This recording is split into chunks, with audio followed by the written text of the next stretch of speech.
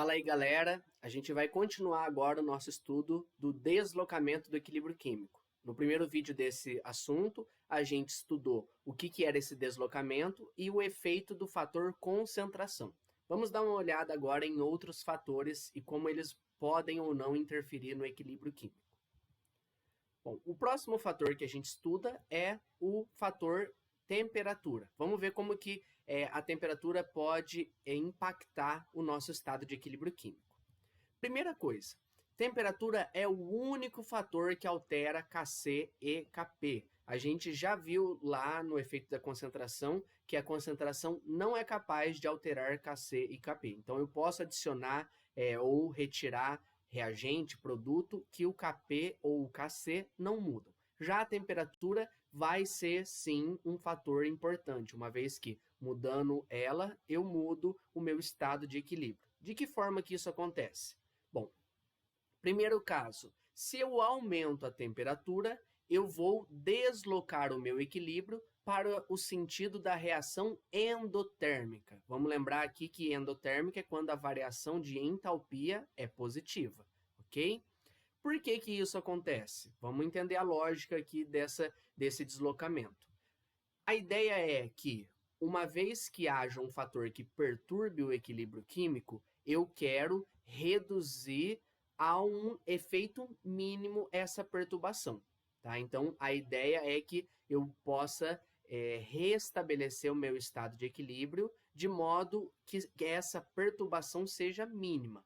Qual que é a postura, né, do nosso sistema diante do aumento da temperatura?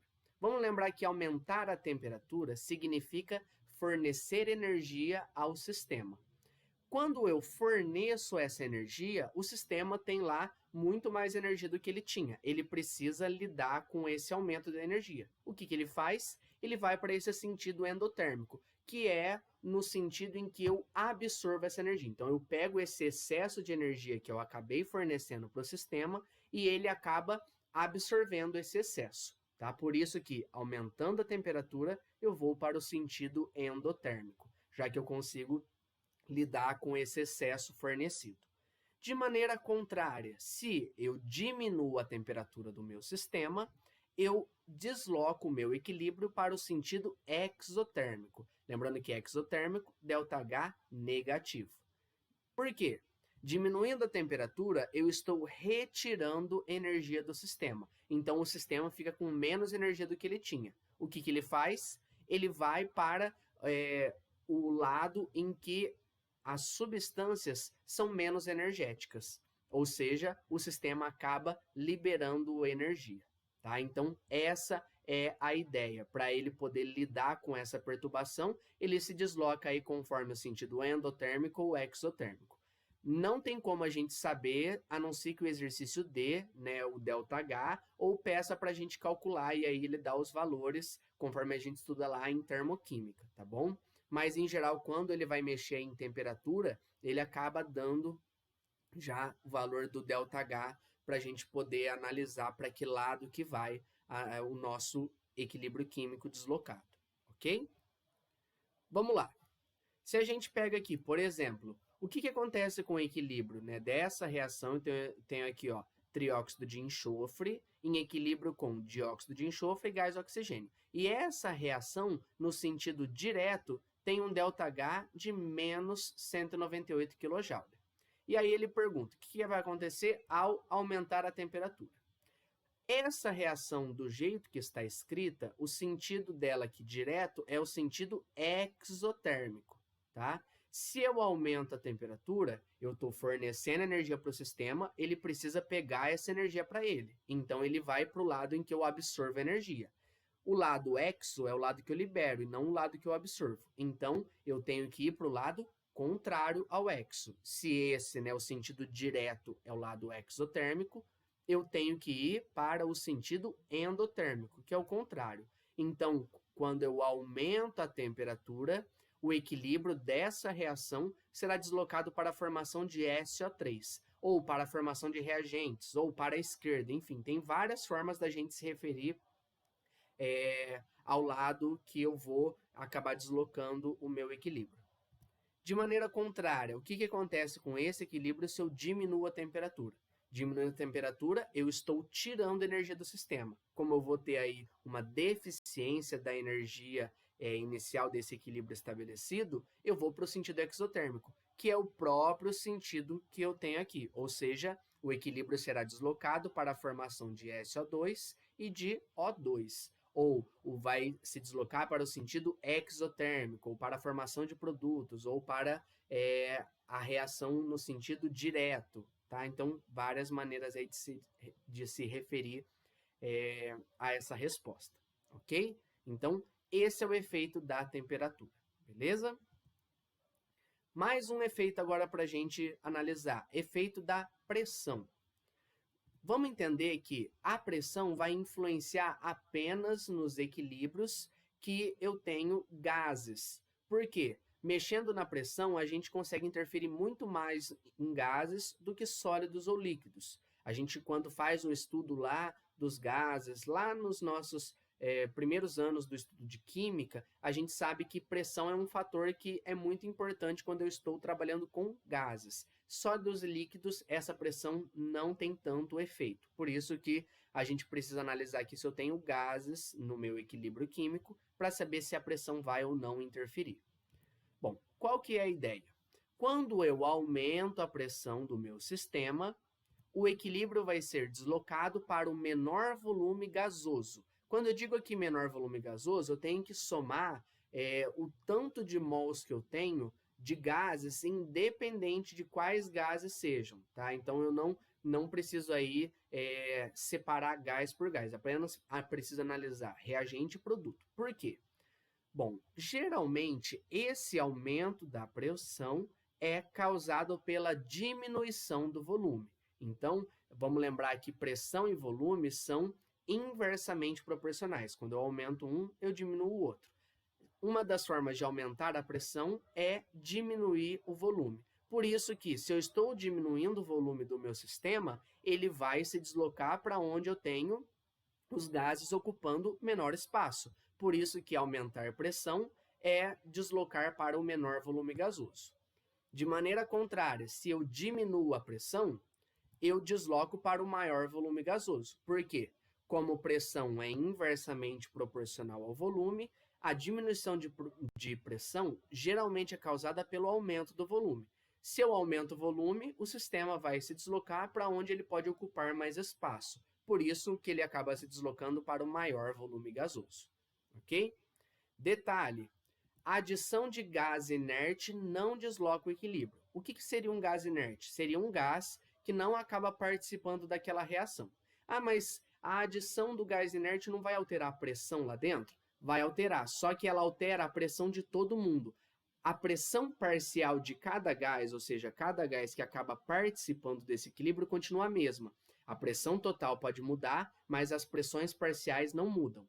Aqui, nesses casos, quando eu apenas mexo no volume, aí sim eu consigo mexer na pressão parcial posso mexer na pressão total do meu sistema, tá bom? Então, cuidado, gás inerte não desloca o equilíbrio, beleza?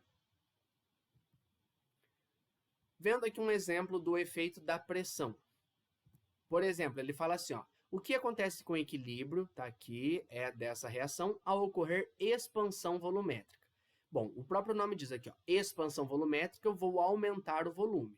Aumentando o volume, eu diminuo a pressão. Vamos analisar aqui o que a gente tem de gases desses dois lados. No lado aqui dos reagentes, nós temos aqui, ó, sulfeto de chumbo 2 e gás oxigênio. Esse é sólido, esse é gás. Como eu tenho aqui já a equação balanceada, eu tenho apenas aqui 1 mol de volume gasoso. Então, aqui eu tenho um volume gasoso. Nos produtos, temos aqui ó, chumbo metálico, né, no estado sólido, e o dióxido de enxofre, que é gasoso. Perceba que também é 1 mol, então eu tenho aqui um volume gasoso. Como não tenho diferença de volume gasoso nos reagentes e nos produtos, mesmo que eu faça a expansão volumétrica, eu não tenho um efeito no equilíbrio, tá? O equilíbrio não é afetado por conta dessa expansão, já que não tem aqui diferença do volume gasoso de reagentes e produtos. Agora, um outro exemplo. O que acontece com o equilíbrio? Está aqui, ó, gás amônia em equilíbrio com gás hidrogênio e gás nitrogênio, ao ocorrer contração volumétrica. Contração volumétrica, eu vou diminuir o volume, ou seja, aumentar a pressão. Se eu estou diminuindo o volume, eu vou buscar aqui e ir para o lado onde eu tenho o menor volume gasoso. Vamos analisar. Nos reagentes, nós temos aqui, ó, 2 mols do volume gasoso, ou seja, 2 volumes. Já nos produtos, eu tenho aqui, ó, gás e aqui também gás. Então, tem que fazer a somatória aqui. São 3 mols desse e 1 mol desse. Ou seja, quando eu pego nas mesmas condições, eu tenho 4 volumes aqui de gás. O lado que eu tenho menor volume é o lado para onde o equilíbrio vai se deslocar, já que está ocorrendo contração volumétrica. Então, nesse caso, diminuir o volume ou aumentar a pressão, de fato, causa aqui um deslocamento. Nesse exemplo, vai ser deslocado para a formação de amônia, de NH3, que é o lado de menor volume gasoso, ok? Contração volumétrica, diminui o volume, vou para o lado de menor volume gasoso, tá certo? Então, tá aqui 2 possibilidades aí para gente de como isso pode aparecer em exercícios. Por fim, o último efeito que a gente vai saber se afeta ou não o equilíbrio é o efeito do catalisador. Tem muita pegadinha com relação a isso. A gente já estudou lá em cinética química, né, que o catalisador diminui a energia de ativação e por isso que acelera a minha reação. Mas, cuidado, quando eu coloco um catalisador, o que ele vai interferir no equilíbrio? O catalisador vai aumentar a velocidade tanto da reação direta quanto da reação inversa simultaneamente. Se ele aumenta a velocidade das duas, o equilíbrio não será afetado. Então, vamos entender aqui, ó, em termos de gráficos. Eu tenho aqui velocidade por tempo.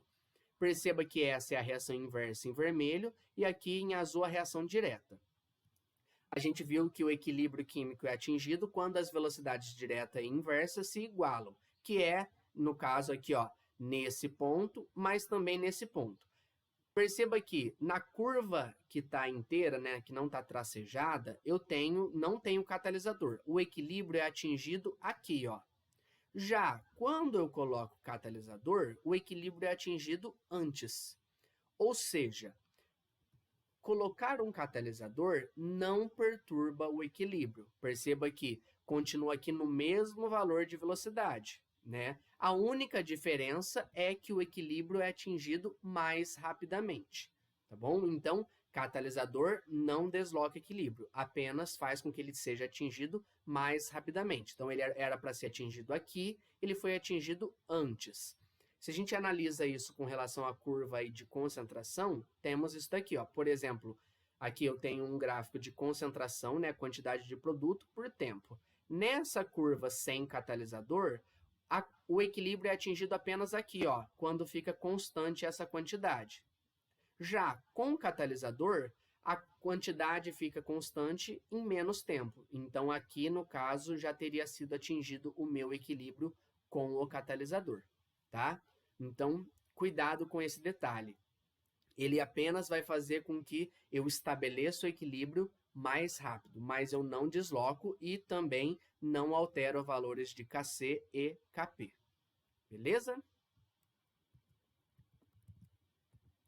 Bom, para a gente fechar aí esse nosso assunto de deslocamento químico, do equilíbrio químico, vamos só entender aquela ideia do galinho do tempo, né? Esse galinho do tempo nada mais é do que justamente um deslocamento do equilíbrio conforme o contato que esse objeto vai ter, tanto com a umidade do ar quanto com a temperatura daquele ambiente. Por quê? Conforme eu tenho ali maior umidade do ar, eu aumento a concentração de água e essa água participa do equilíbrio químico que faz ter aí a mudança de cor de azul para rosa e assim por diante. Então, eu tenho justamente, aumentando a umidade do ar, eu posso ter uma propensão a ter chuva. Por isso que ele consegue aí, você consegue uma previsão se vai ter chuva ou não. E também, conforme a variação de temperatura, você consegue mexer na temperatura, também mexer na umidade, né? E aí fica mais favorável ou não para ter chuva. Então, essa é a ideia de como ele funciona. A água do ar e a temperatura do ambiente interferem nesse equilíbrio, perturbando ele, fazendo com que ele se desloque para um lado ou para outro, conforme as condições climáticas. Ok? A gente fecha esse nosso assunto de deslocamento do equilíbrio químico, ou seja, o princípio de Le Chatelier, e agora a gente vai fazer exercícios. Qualquer dúvida, estou à disposição. Até a próxima. Tchau, tchau.